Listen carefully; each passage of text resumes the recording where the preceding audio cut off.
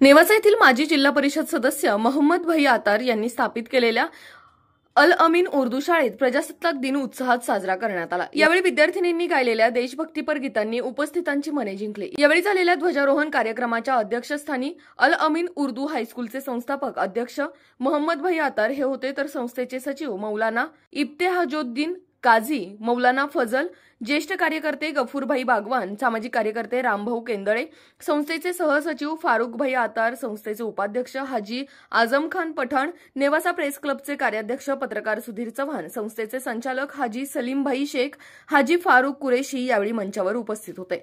यावेळी झालेल्या ध्वजारोहण कार्यक्रम प्रसंगी संस्थेचे संस्थापक मोहम्मद भाई आतार यांच्या हस्ते श्रीफळ वाढवून ध्वजारोहण करण्यात आले। या प्रसंगी उर्दू शाळेतील मुलींनी देशभक्तीपर सामूहिक गीते गाऊन उपस्थितांना मंत्रमुग्ध केले। या प्रसंगी उर्दू हायस्कूलचे मुख्याध्यापक अन्सार पठाण, शिक्षक जुनेद सर, निहाल सर, शिक्षिका अरिफा पठाण, रुबीना शेख यांच्यासह शिक्षकेतर कर्मचारी, पालक मोठ्या संख्येने उपस्थित होते। राष्ट्र सह्याद्री न्यूजसाठी प्रतिनिधी सुधीर चव्हाण, नेवासा।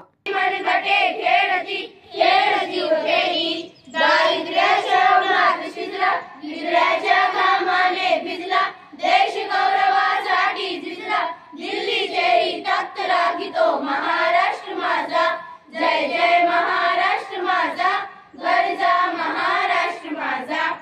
झंडा की शुरू करेगा, शुरू का विजयी विश्व तिरंगा प्यारा, झंडा ऊंचा रहे हमारा।